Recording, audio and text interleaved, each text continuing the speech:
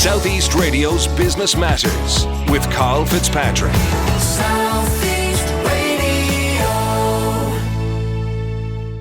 Well, many companies have begun to adopt the principles of lean startup in order to increase the pace and agility of their innovation initiatives, but most have had limited success in doing so. My final guest this morning is Jim Euchner, the author of a new book called Lean Startup in Large Organizations. Jim, start by providing us with an insight into your own background. Thank you for having me. Well, I have a career in corporate innovation. So I've worked with several companies leading innovation, R&D, strategy, and IT functions. And my focus is on bringing something new to the world. Along the way, I've learned something about what works and what doesn't work inside the corporate environment. So what inspired you to write the book? I was inspired because I think a lot of new business innovation in particular gets stuck inside corporations. Corporations invent something new that could create a new business, and they're unable to get out of their own way, and it ends up being brought to market by somebody else. And there are predictable impediments to innovation, new business innovation inside large companies. And I wanted to isolate them and figure out share ways of getting past them. And what are the common problems that you see within large organizations that prevents them from innovating fast enough? You know, there are a range of them at different stages of innovation. I think when you're building the innovation practice, one of the biggest challenges is just getting the innovation team to be customer-centered in its orientation, to get out into the world and learn from customers and learn from other parties that are necessary to bring an innovation to market. That's where I think the lean startup as an approach really excels. It takes a matter that's of high degree of uncertainty about customer need, channel, business model, partnerships, et cetera, and systematically in an experimental approach brings you from high uncertainty to low uncertainty. The irony is that the experimental approach that you use often raises antibodies inside the corporate environment. And so a lot of what I've studied and written about is what those antibodies are and how you can overcome them. So how is the lean startup, in a nutshell, actually implemented within organizations? Well, the lean startup is based on, I call it the how to learn and the what to learn rules. The how to learn are lean learning loops. They're basically business experiments. There's something you've isolated that you want to know, whether it's about the customer or the business model. You devise an experiment to try to learn it. Oftentimes that includes a prototype. In lean startup, it's what they call the minimum viable product. Then you run the experiment, you learn from it, and you either keep going or you pivot. You change direction in some significant way. There are three things that you try to learn. One is, what should the customer value proposition be, or as Steve Blank calls it, the product market fit. The second is, what should the business model be? That's how you're going to go to market. And the third is how you should scale. And Jim, another concept that you speak about in your book is innovation stage gate. What is that and why is it important? So an innovation stage gate is a way of going through those three stages, I guess, the customer value proposition, the business model, and the scale, the growth model, and to do them in sequence. In lean startup, which is operating from the ground, they're often done all at once. You build a small business and you make it bigger. It works for one small customer segment, and then you grow out and you adapt from there. You're working on the customer value proposition, the business model, and your growth strategy all at once. Inside a large company, that seems really chaotic and unmanaged. And most large companies hate unmanaged processes. So what you do is take the three stages or the three things that you need to learn, and you put them in stages. First, understand the customer, their needs, the value you create. Second, understand what business model will let you capture value, and third, you incubate and learn how to scale the business and test it in the real world. Why don't more companies put more resources into actually going out, engaging with the customer and listening to their needs? I think that they already understand the customer needs, either from their sales force or user group, or they believe that they understand the customer in a way that the customer couldn't tell you, because they're introducing new technologies that are hard for customers to appreciate or envision. People sometimes go back to, Ford or Steve Jobs saying, look, if I ask the customer, Ford said, they'll just tell me they want a faster horse. Steve Jobs was pretty famous for saying the customer can't, I don't remember the quote, but can't see the future. You have to create the future and help the customer to see it. My experience is that that's generally not true. People generally don't really understand the customer. They generally are not of the level of genius required to anticipate customer needs at the level that Steve Jobs could. And as a result, they launch things that customers don't want. And just to expand further on that topic, when we talk about philosophies in relation to innovation, are the customers better when it comes to the evolution of a product or service or the revolution of it? I think customers can tell you where they want to go next with an existing product or service. If you're good enough, if you listen to them and you listen carefully, I think you're able to leverage customer insight. That's what I call type 1 innovation. Type 2 innovation, where you're trying to create an entirely new business or an entirely new revenue stream, I think requires not that customers tell you, but that they show you. That's where the on-site insight, the ethnographic approaches to understanding the customer, spending real time in the ecosystem, observing, prototyping, iterating, and testing is required. Customers can't tell you, but they can show you. You can learn the world that they're in, where they've got challenges, what's working, what's not working. And using your knowledge of where technology is going, you can identify ways that you can create new value or a new world for the customer. And many organisations are faced with innovation resistance within their own teams. What are the root causes of this, and how can they best be overcome?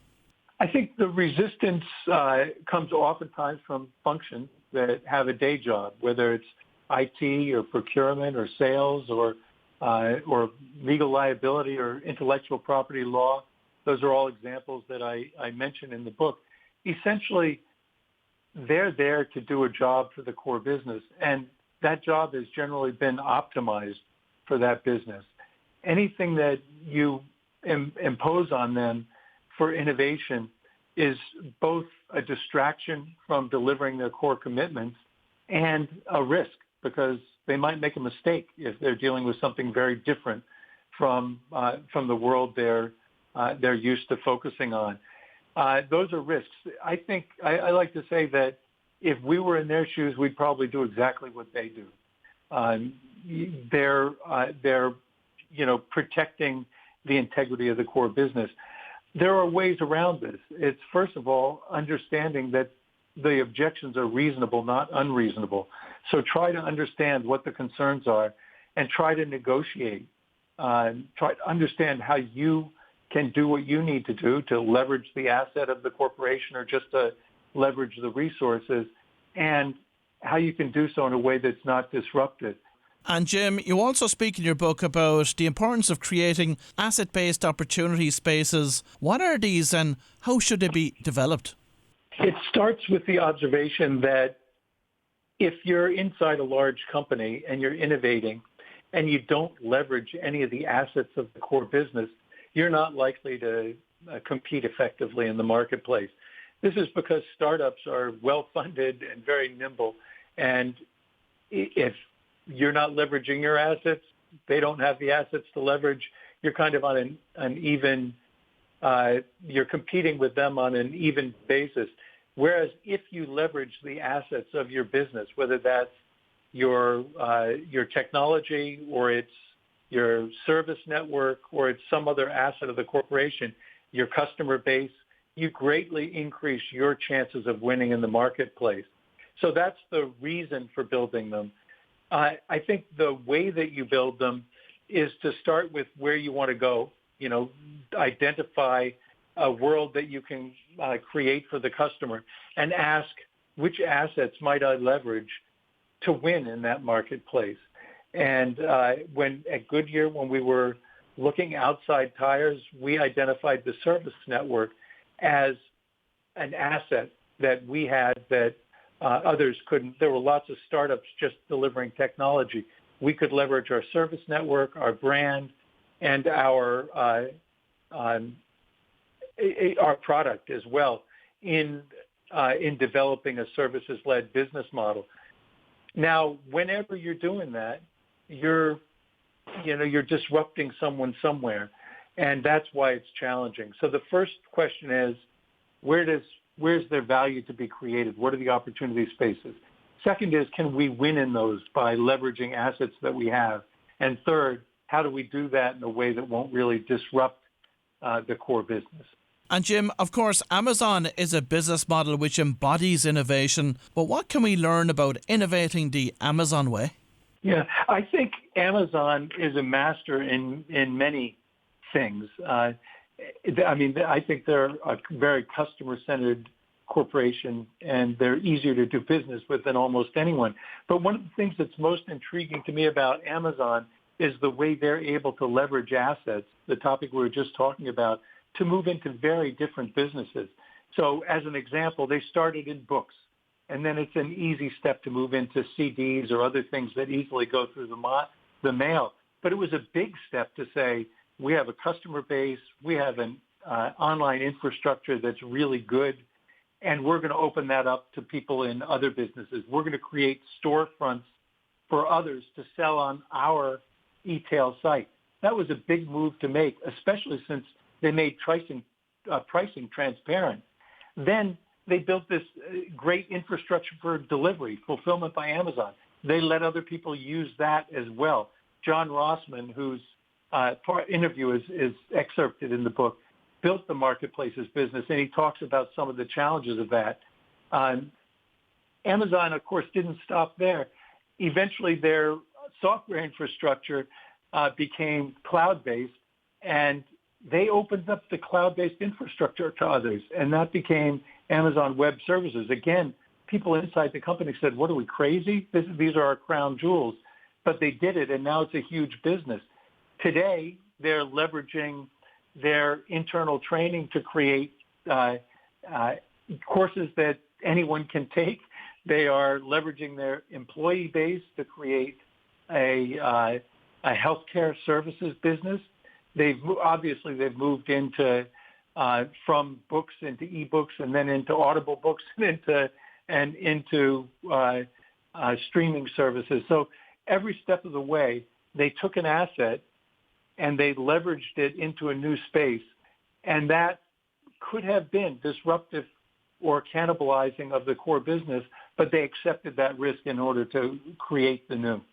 And Jim, from your own research into this space, how much of a problem is business model inertia, and how should it be addressed within an organization?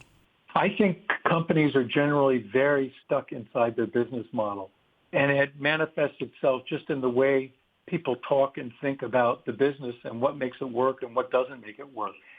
Sometimes, especially businesses that have been around for 20 years, have very well accepted ways of doing things that make sense, and things that they've learned that don't make sense that may no longer be true. I think it was Roy Rogers who said, or Will Rogers who said, it's not what we don't know that gets us into trouble, it's what we do know that just ain't so. And it's oftentimes true that the business model is a compendium of things that just ain't so anymore, or not for a new offering that you want to make. How do you get around this? I think there are a couple of rules. One is recognize that a new business may have an effect on the existing business. At Goodyear, for example, When we developed a business that prevented over 80% of roadside failures due to roadside failures for long-haul trucks due to tire problems, when we eliminated 80% of those, it obviously reduced the opportunity for our roadside services business.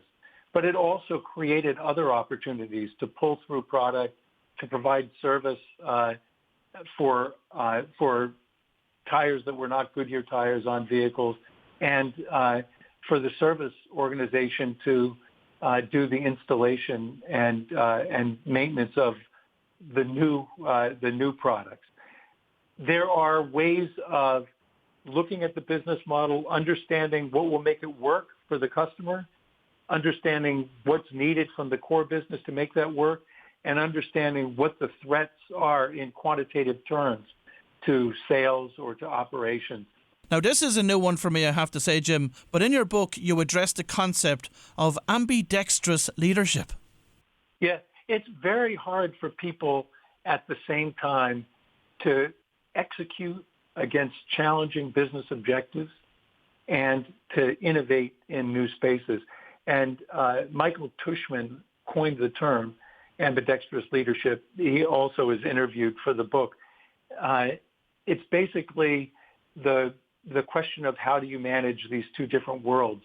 It's very hard for someone to go from a meeting where they're focused on costs and operational efficiency and so forth, and then walk across the hall and go to another meeting where everything's uncertain, you're learning, you don't know even what the metrics will be or the timelines. And that's where the dilemma is. There are some executives who manage that very well and who manage the operations using more traditional systematic business metrics and so forth, and who are able to manage the new business using a learning agenda. Those are what Tushman would call ambidextrous leaders. He sees that there are very few of them. I see there are few as well in my experience. And in those cases, you do what he calls structural ambidexterity. You separate the new from the core, and you have different leadership teams in those. And then the ambidexterity really needs to only be held at the top of the organization. But I think we're going to need to create more people who are able to do both. I think Amazon is building leaders like that right now. But all businesses to compete are going to need to develop more leaders who can both execute with excellence and learn to create new businesses. Finally this morning, what are your top 3 tips for effectively implementing lean startup in large organizations? I think the first thing is to begin with an understanding that if you're doing new business innovation, you're trying to create new businesses or new business models, you've got to start with a learning approach. And lean startup is the one I think is most effective, but there are others. The second thing is to understand that that's going to engender resistance inside the organization. So expect that. And the third is this is something that the CEO cannot entirely delegate. Well, if you've just tuned in, that was Jim Euchner, author of the book Lean Startup in Large Organizations, and I'd like to thank Jim for sharing his expertise with us this morning. Southeast Radio's Business Matters with Carl Fitzpatrick. Southeast.